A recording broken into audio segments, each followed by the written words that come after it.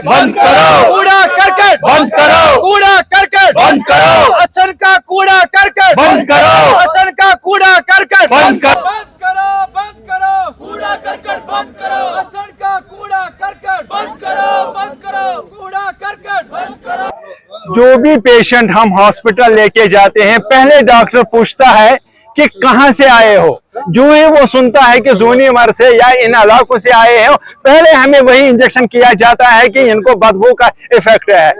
और हमारा जो हमारा हशर हो गया। अब मेहरबानी करके हमारे आने वाले नस्ल को बचाइए। कोई गिला नहीं है कि आला हुकाम अपनी कुर्सियों पर बैठे हैं, कम से कम लोगों की बात भी सुनिए।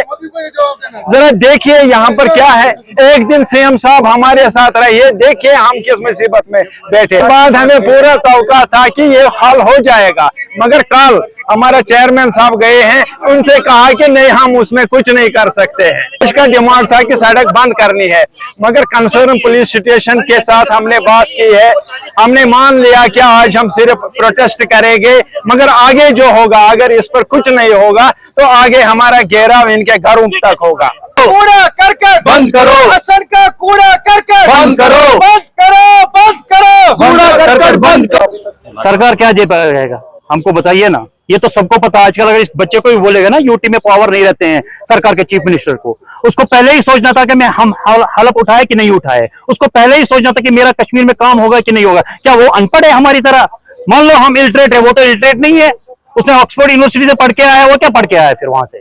चीफ मिनिस्टर को सोचना चाहिए ना, हम हलफ किस बात का उठाएगा जब एक मसला हल नहीं होगा। उसने हलफ कैसे उठाया? उसने अपनी लालच के लिए उठाया, कुर्सी के लिए उठाए, सीधी बात है। अरे देखो कैंसर पेशेंट कितने हैं यहाँ पे, जरा आप चलो ना हमारे पास, 1 घंटा आप लंच करके देखो ना, पता चलेगा शाम के टाइम या सुबह अजान के टाइम में, उसके बाद क्या होता है यहाँ पे।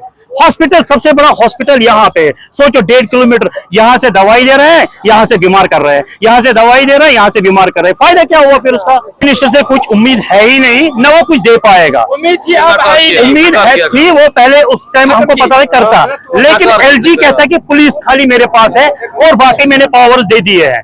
लेकिन उमर अब्दुल्ला नाम ही नहीं ले रहा इस चीज का। क्या उसके पास इतना अख्तियार भी नहीं है? वो 70 साल से यहाँ पे कश्मीर में राज कर रहा है वो लोग, तो उनको पता नहीं यहाँ पे कूड़ा क्यों डालना है। मेरा नाम मोहम्मद अल्ताफ खांडे है, मैं यहाँ जोनीमर टैंकपुरा में रहता हूँ। आज हम इसलिए यहाँ पर आए हैं, जो यहाँ डंपिंग यार्ड बना हुआ है, यहाँ उसके लपेट में सारा एरिया, हजरत बल, निशात, शालीमार, दरगाह, जितने भी एरियाज आते हैं लाल चौक तक, सब कमरवारी, बिमना, यहाँ पर शाल टैंक, सैदपुरा, सौरा, बसपुरा, गांधरबल, इस एरिया में सब कुछ इसने तहस नहस कर दिया। अक्सी एक घर में जाए फिर देखिए वहां पर कितने बीमार है। हर घर में आपको सर 1-1, 2-2, 3-3 बीमार मिलेंगे। बदबू आपको मिलेगी। आप 2 मिनट रुकिए, थोड़ा सा हवा का झोंका आएगा, फिर आपको चलेगा, आप नहीं टिक पाओगे। यहाँ पर बड़ी बड़ी बातें करने कुर्सी पे आसान होता है, मगर वो करना मुश्किल होता है। वो करके दिखाए।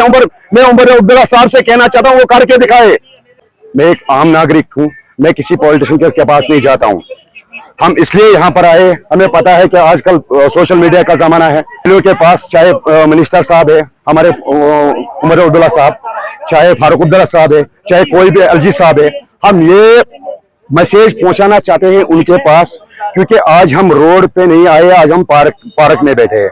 कल हम रोड पे भी आ सकते हैं, कल हम सेक्रेटरी के पास भी जा सकते हैं, कल हम लाल चौक के पास भी जा सकते हैं। गुजारिश है गवर्नमेंट से, एलजी साहब से, कि वो तब तक, जब तक उसका तबादला नहीं होगा, हमें नजात दे इस अफूनत से, उठने वाली अफूनत से।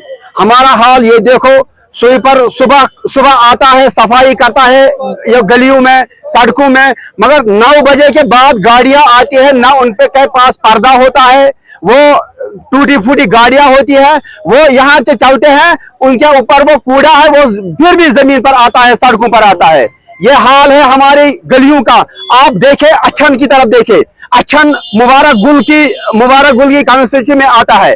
मुबारक गुल 6 बार यहाँ एमएलए बन गया, मगर आज तक उनके कोई बात नहीं की। आज तक अल्लाह की कसम उसने कभी नहीं बात की, मगर वो न चलता है। मगर हमारी गुजारिश है गवर्नमेंट से, अगर हम इंसान हैं, बाइज़ इंसानियत के तौर हमें नजात दे उस उफूनत से। तब तक 2026 में सुप्रीम कोर्ट ने उसको तबादला का मोहलत दिया है, खत्म करने का मोहलत दिया है, मगर तब तक उफूनत से हमें नजात दे। मेहरबानी होगी, हमें दवाइयां लगाए। जो ठेकेदार ये हैं उनको एक अल्टीमेटम दिया है कि गाड़ी के साथ मिट्टी की गाड़ी होनी चाहिए, मगर वो नहीं लगाता है, ना दवा लगाते हैं, ना कुछ करते हैं, सिर्फ चोरी करता है। म्युनिसिपलिटी हुकाम से, कमिश्नर से हमारी गुजारिश है, आप यहाँ आए और हमारे साथ एक दिन गुजारिए।